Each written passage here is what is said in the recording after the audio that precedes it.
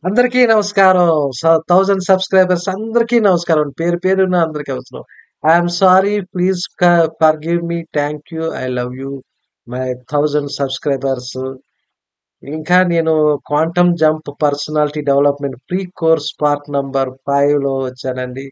If you can visualise you can actualise. మీరు ఊహించుకొని మీరు కావాల్సిన పొజిషన్ ఊహించుకుంటే మీరు తప్పకుండా సాధిస్తారండి. తప్పకుండా సాధిస్తారు.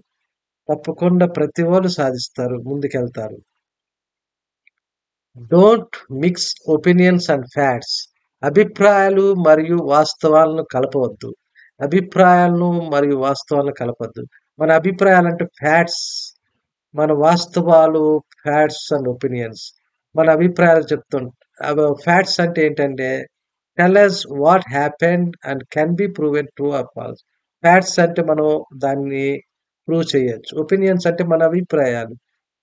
మన attitudes or judgements that cannot be proven right or wrong.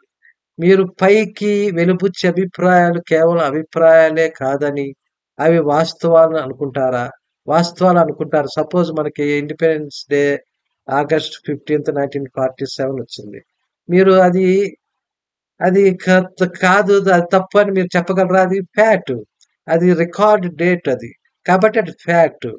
ఇతరులు ఏం చెప్పినా మీ అభిప్రాయాలే సరైనవని సమర్థించుకోవడానికి ప్రయత్నిస్తారా?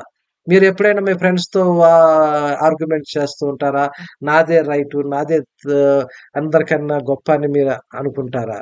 మీ అభిప్రాయాలే గొప్పవని ఇతరుల వద్ద నిరూపించకపోతే మీరు తెలివి తక్కువ వారని ఎదుటివారు మీరు భావిస్తారేమోని భయపడుతున్నారా? ఇవన్నీ పొరపాటు ఆలోచనలండి.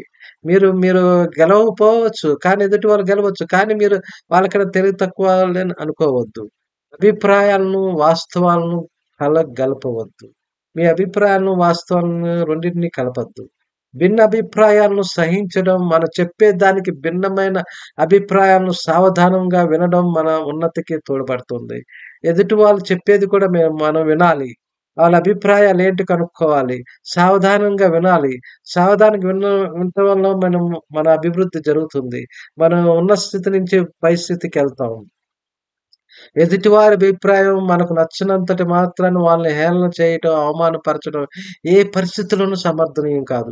మీకు నచ్చలేదు అతను ఏదో అభిప్రాయం చెప్పాడు. ఈ సినిమా బావుంది.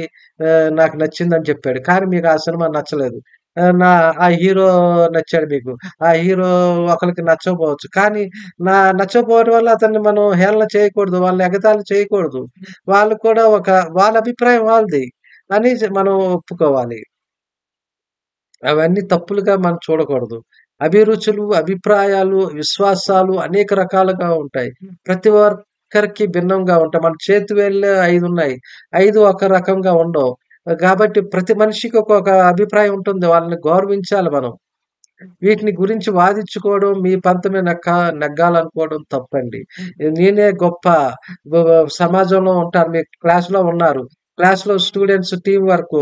లీడర్ ఉంటాడు. దాంట్లో ఫాలోవర్స్ ఉంటారు. మీరు నేను చెప్పిందే వినాలి. లీడర్స్ కూడా నేను చెప్పిందే వినాలంటే అది రాంగు.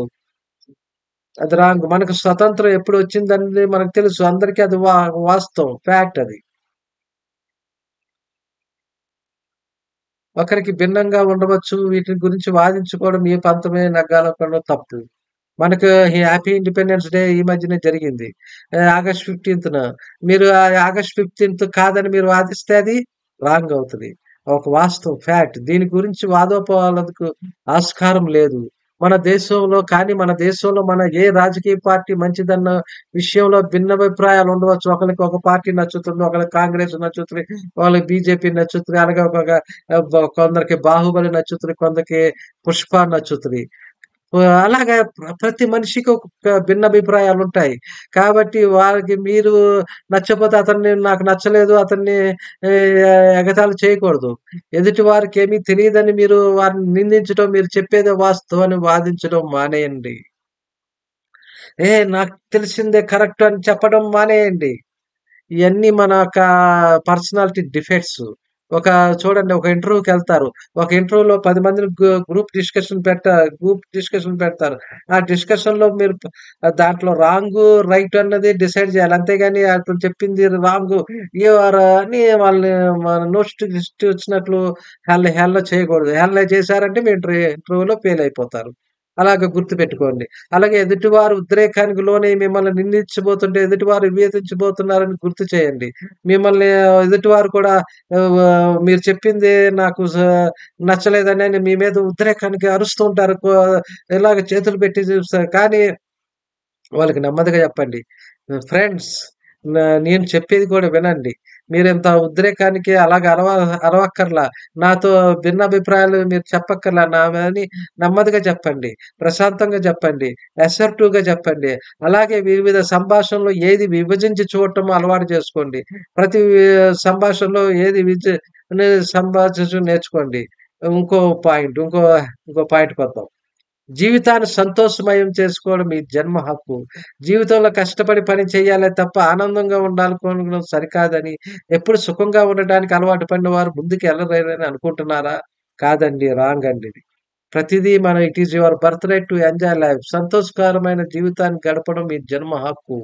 సుఖం వెనక దుఃఖం దాగి ఉంటుందని మీరు అనుకుంటున్నారా? అయన్నీ మన చిన్నప్పుడు మన 0-7 ఇయర్స్‌లో మనకి ముద్ర పడిపోతూ ఉంటాయి. ఇన్నర్ చైల్డ్ అంటారు దాన్ని. ఈ జీవితమంతా కష్టపడితే మరు జన్మలో ఆనందంగా లభిస్తుందని మీరు అనుకుంటుంటే అది తప్పండి. ఏ ఏ ఈ ప్రెజెంట్ మూమెంటే కరెక్టు. సంతోషంగా ఉండటం, జీవితాన్ని ఆనందంగా గడపడం మన జన్మ హక్కు. సంతోషంగా, హ్యాపీగా చేయండి. కొంతమందికి ఎప్పుడు మూడీగా ఉంటారు. I choose to be happy అని చెప్పండి. మూడీగా ఉండి, డల్‌గా ఉంటారు. ఎప్పుడు మొహం మార్చుకొని ఉంటారు. అది వాళ్ళకి హ్యాబిట్ అయిపోయింది. మీరు ఆ హ్యాబిట్ వల్ల 10 మందిలో వాళ్ళు ముందుకెళ్ళలేరు. కాబట్టి మీరు హ్యాపీగా ఉండటం అలవాటు చేసుకోండి. నిరంతరం కష్టపడుతూ, త్యాగాలు చేస్తూ, ఏదో సాధించగోరుతూ కష్టాలు పడే వ్యక్తులు మన జీవితాన్ని చాలా నిస్సారంగా మార్చుకుంటారు. ఎప్పుడు ఏదో మూడిగుండి అలా హ్యాపీగా ఉండలేరు. ఎదు ఎదుటి వాళ్ళని గూడా హ్యాపీగా ఉంచలేరు. తామంతటి సంపదను ప్రోగు చేసుకోగలిగినా సంతోషంగా ఉండలేకపోతారు. మీరు మరెవరికి హాని చేయనంత వరకు మీరు సంతోషంగా ఉండటానికి ఏమైనా చేయవచ్చు. చూడండి అంబానీ అంత సంపాదించి కూడా ఆళ్ళు సుఖంగా లేకపోతే వేస్ట్ అది. ఆళ్ళెప్పుడు ఏదో ఒకటి దిగులుగా ఉంటే వేస్ట్ కదా! మీరు సంతోషంగా ఉండటానికి ఎదుటి వాళ్ళకి ఎప్పుడు ఇబ్బంది కలగకుండా మీరు సంతోషంగా ఉండొచ్చు. మీరు మీరు మీకిష్టమైన పని చేయకుండా ఎప్పుడు ఉండిపోవాల్సొస్తుందో మీ నోట్‌బుక్‌లో రాసుకోండి. మీరు ఎప్పుడు ఉండిపోవాల్సింది మీకిష్టమైన పని చేయటానికి లేకుండా ఉండిపోవాల్సొస్తుంటే మీ నోట్‌బుక్‌లో రాసుకోండి.